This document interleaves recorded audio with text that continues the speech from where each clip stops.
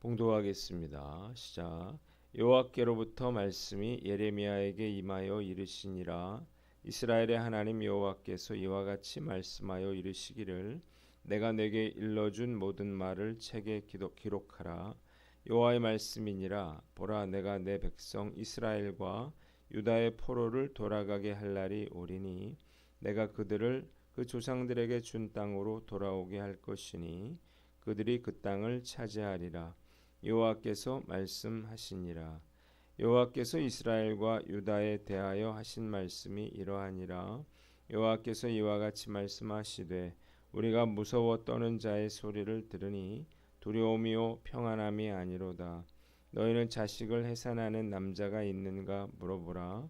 어찌하여 모든 남자가 해산하는 여자같이 손을 자기 허리에 대고 모든 얼굴이 겁에 질려 새파래졌는가. 슬프다. 그날이요 그와 같이 엄청난 날이 없으리라. 그날은 야곱의 환난의 때가 되미로다. 그러나 그가 환난에서 구하여 냄을 얻으리로다. 만군의 여호와의 말씀이라. 그날에 내가 내 목에서 그 멍에를 꺾어버리며 내 포박을 끊으리니 다시는 이방인을 섬기지 않으리라. 그들은 그들의 하나님 여호와를 섬기며 내가 그들을 위하여 세울 그들의 왕 다윗을 섬기리라. 여호와의 말씀이니라. 그러므로 나의 종 야곱아, 너는 두려워하지 말라. 이스라엘아, 놀라지 말라. 내가 너를 먼 곳으로부터 구원하고 내 자손을 잡혀가 있는 땅에서 구원하리니 야곱이 돌아와서 태평과 안락을 누릴 것이며 두렵게 할 자가 없으리라. 이는 여호와의 말씀이라. 내가 너와 함께 있어 너를 구원할 것이라. 너를 흩었던 그 모든 이방을 내가 멸망시키리라. 그럴지라도 너만은 멸망시키지 아니하리라. 그러나 내가 법에 따라 너를 징계할 것이요 결코 무죄한 자로만 여기지는 아니하리라. 아멘. 오늘은 예레미야서 30장 말씀을 가지고 대반전 약속이라고 하는 제목으로 묵상 나눔하도록 하겠습니다. 먼저 1절로 3절인데요. 2절에 내가 내게 일러준 모든 말을 책에 기록하라 그랬습니다. 예레미야 선지자에게 하나님은 때가 되면 포로로 끌려간 백성들을 이스라엘과 유다로 데려오셔서 그 땅을 차지하게 하실 것이다 이렇게 말씀하시면서 이 말씀을 책에 기록하라 그렇게 명령하셨습니다. 이 기록된 말씀은 바벨론에 끌려간 포로들에게 전해질 것이고 그리고 이후에 해방을 경험하게 될 후손들에게까지 전해질 것이었습니다. 한번 따라해 봅시다. 말씀의 성취를 믿고 소망을 가져라. 자, 성경에 기록된 하나님의 모든 말씀은 정확하게 성취되었다는 사실을 믿으시기를 바랍니다. 만일 예언된 말씀이 하나라도 이루어지지 않았다면 우리는 성경을 믿을 필요가 없겠죠. 성경은 쓰레기통으로 들어가고 말았을 것입니다. 예를 들어서 하나님은 아브라함을 통해서 한 민족을 이루시겠다 그렇게 말씀하셨는데요. 100세까지도 자식이 없던 아브라함에게 이 일이 이루어졌죠. 그리고 그 아들 이삭이 야곱을 낳고 그리고 야곱이 이스라엘이 되어서 지금까지도 존재하고 있는 것입니다. 또 하나님이 이스라엘의 심판을 예언하시면서 고레스 왕을 세우셔서 백성들을 70년 만에 돌이키시겠다 이렇게 말씀하셨는데 실제로 역사에 고레스라고 하는 왕이 존재하고요. 그리고 이 예언은 정확하게 성취되었습니다. 또 예수님이 갈릴리 12제자들을 모아 놓으시고 너희가 땅끝까지 이르러 내 증인이 되리라 그랬습니다. 정말 허무맹랑한 그러한 이야기인데요. 이 황당한 말씀은 결국 성취되었습니다. 정말로 땅끝까지 이르러 복음이 전파되는 것입니다. 저는 성경에 예언된 모든 하나님의 말씀이 반드시 성취될 것이라 믿습니다. 자, 우리가 성경에 아직 성취되지 않은 그런 말씀은 무엇이 있나요? 바로 예수님의 재림과 심판에 관한 그러한 말씀입니다. 이 말씀이 성취되는 날은 우리 믿는 자들에게는 축복의 날이고 기쁨의 날이고 승리의 날이지만 믿지 않는 자들에게는 비극의 날이고 애통한 날이 될 것입니다. 그런데도 불신자들은 여전히 성경에 예언된 말씀을 믿지 않는데요. 정말로 어리석은 자들이 아닐 수가 없습니다. 13세기 이탈리아에 유명한 탐험가가 있습니다. 바로 마르코 폴로라고 하는 사람인데요. 그가 당시에는 미지의 세계였던 중국에 와서요 17년 동안 살았습니다. 그리고 고국으로 돌아가서 유명한 동방견문록이라고 하는 그런 책을 쓰죠. 그가 임종하게 됐을 때 그의 친구들이 찾아와서 이렇게 다그쳤습니다. 자네는 그 책에서 도무지 우리가 믿을 수 없는 이야기들만 잔뜩 기록해 놓지 않았나? 이제라도 진실을 밝혀주면 좋겠네. 그 책의 모든 내용이 상상에 의해서 꾸며졌다는 사실을 말일세 그랬어요. 이때 마르코 폴로가 이렇게 말했습니다. 아닐세, 내가 그 책에 쓴 것은 모두 진실일세. 사실 나는 내가 보고 겪었던 것의 절반도 기록하지 못했다네. 그가 기록한 모든 것들이 실제로 그가 보고 경험한 것들이었다라고 하는 사실이 알려지기까지는 그리 오랜 시간이 걸리지 않았습니다. 재림과 천국도 마찬가지입니다. 재림과 천국은 요한의 어떤 상상, 예수님의 상상으로 만들어진 것이 아니라 곧 현실에 일어날 사건이고 현상이라고 하는 사실을 믿으시기를 바랍니다. 그래서 우리가 날마다 힘들고 어려운 일들이 일어난다 하더라도요, 이 재림과 천국에 대한 그런 소망을 결코 잃어버려서는 안 될 것입니다. 주님께서 이 땅에 다시 재림하셔서 모든 고통받는 자들을 위로하시고 회복해 주실 날이 멀지 않았다는 사실을 믿으시기를 바랍니다. 우리가 이 확신을 가지고 어떤 어려움이 있더라도 주님 오실 날을 우리가 고대하면서 거룩함과 순결함으로 살아가는 저와 여러분들 되시기를 주님의 이름으로 축원합니다. 두 번째는 4절로 11절 말씀인데요. 11절을 봅니다. 내가 법에 따라 너를 징계할 것이요 무죄한 죄로만 여기지는 아니하리라 그랬습니다. 예레미야는 유다에 대한 그러한 징계와 심판을 계속 이야기하고 있는데요. 오늘 본문에는 구원과 회복에 대해서도 예언하고 있습니다. 첫 번째 4절로 7절 유다의 징계에 대해서 나와 있어요. 자, 이스라엘과 유다에 대한 징계는 정말로 고통스러운 그러한 것이었습니다. 고통의 울부짖는 소리가 들려오고 평화는 없고 폭력만이 난무했습니다. 얼마나 고통스러운지 남자들이 해산하는 여인들처럼 고통하며 얼굴빛이 창박하게 변할 것이었습니다. 심판의 날은 그 무엇과도 비교할 수 없는 무서운 날이고 환난의 날일 것입니다. 이런 징계가 있은 후에야 야곱이 구원을 받을 것이었습니다.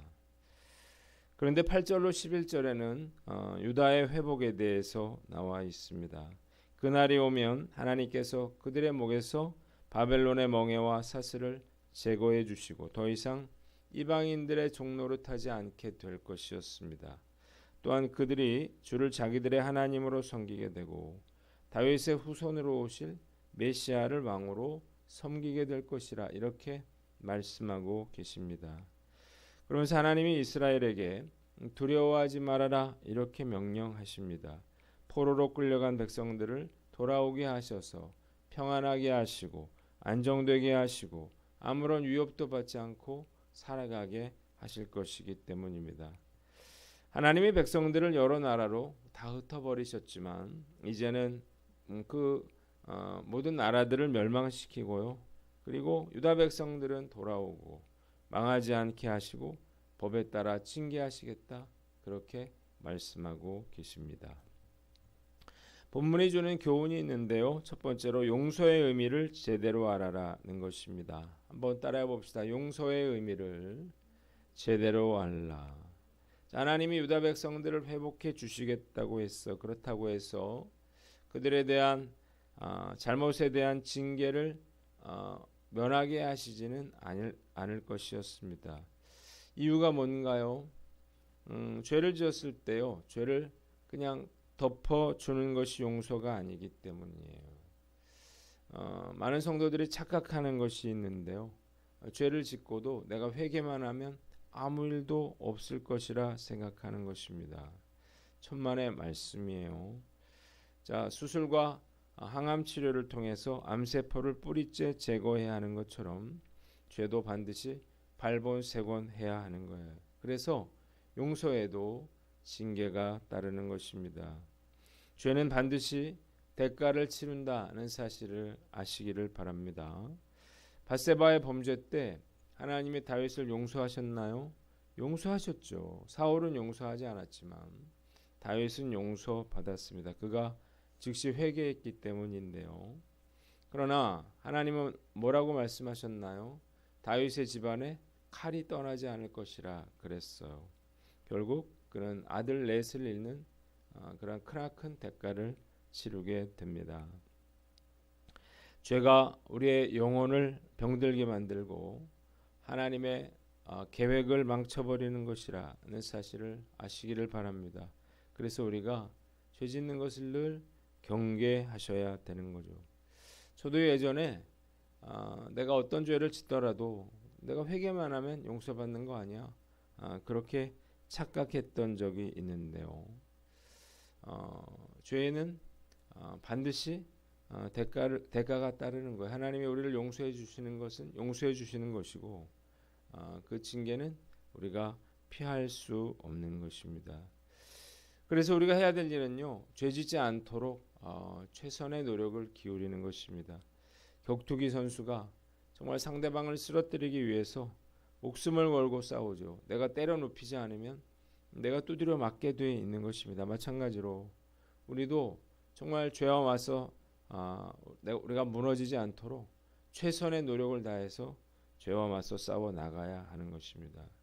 오늘 나는 어떤가요? 용서의 의미를 착각하고 있지는 않는가? 스스로 돌아보고 이 용서의 의미를 제대로 알고 죄짓지 않도록 최선의 노력을 다하는 하루 되시기를 주님의 이름으로 축원합니다. 두 번째는 고난 중에 있더라도 희망을 잃지 말아라 하는 것입니다. 한번 따라해 봅시다. 고난 중에 있더라도 희망을 잃지 말라. 자, 나라가 망했습니다. 예루살렘 성이 함락됐어요. 그리고 백성들은 바벨론으로 끌려갔습니다. 뿔뿔이 흩어졌습니다. 자, 다 모든 것이 끝난 것처럼 보이지만 이것으로 모든 희망이 사라진 것은 아니었습니다. 하나님께서 새 일을 시작하셨기 때문이에요. 여러 나라로 흩어져서 슬픔과 절망으로 정말 울 기력도 없는 그런 유다 백성들에게 다시 한번 하나님께서 구원의 메시지를 주십니다. 약속의 땅으로 돌아와서 평안과 안정을 누리며 살게 될 것이라는 건데요. 이건 아무리 생각해도 불가능한 일이었습니다. 결코 이루어질 수가 없는 일이었습니다. 그러나 하나님은요, 그 말씀하신 대로 이방 나라들을 멸하시고 백성들로 하여금 고국으로 돌아오게 하사 다시 한번 무너진 성벽과 성전을 세우게 하셨습니다. 이것은 전적인 하나님의 은혜로 이루어진 일이었습니다. 저도요, 계획했던 일이 실패하고 다 끝났다라고 생각했을 때 하나님께서 정말 기적적으로 다시 일으켜 세우신 적이 한두 번이 아니었습니다. 그래서 지금까지 사역을 포기하지 않고 해올 수 있었던 거예요. 정말 감사한 일이죠. 그래서 저는 어떤 고난 중에 있더라도 희망마저 내려놓지는 않으려고 노력합니다. 어떻게든 하나님께서 다른 길을 열어줄 것이라, 또 다시 일으켜 세워줄 것이라고 하는 사실을 저는 믿기 때문입니다. 이 소망이 있으면요, 어떤 어려움에도 그 고난을 이겨낼 수 있다는 사실을 믿으시기를 바랍니다. 뭐 당연한 일이죠. 우리가 어떤 경기에서 10대 0으로 지고 있는데 내가 11대 10으로 역전할 것이라는 사실을 미리 알고 있다면 누가 절망을 하겠습니까? 누가 낙심을 하겠습니까? 누가 포기를 할까요? 그만큼 소망을 갖는 것이 중요한 일인 거예요. 다음 주일부터 상반기에 전도된 분들을 대상으로 새가족 성경 공부를 하게 됐습니다. 30년 만에 교회에 처음 나오신 한 분을 제외하고는 모두 다 초신자들인데요. 열심히 말씀으로 양육해서 예수님의 제자들을 세워 나가야겠다, 그런 생각이 듭니다. 그렇게 한 명 한 명 세워 나가다 보면 우리 교회도 꾸준히 성장하고 또 부흥하게 되리라 믿습니다. 이 모든 일이 하나님이 전적으로 행하신 일인 거예요. 오늘 어떤가요? 우리의 상황이 힘들고 어려워도 또 전혀 소망이 보이지 않더라도요, 우리가 오늘 말씀을 붙잡고 다시 한번 우리가 희망을 꿈꾸며 우리가 믿음으로 승리하며 나아가는 저와 여러분들 되시기를 주님의 이름으로 축원합니다. 기도하겠습니다. 하나님 아버지, 주님의 말씀의 성취를 믿고 우리가 죄 짓는 것을 두려워하며 어떤 상황에서도 소망을 잃지 않게 하여 주시옵소서.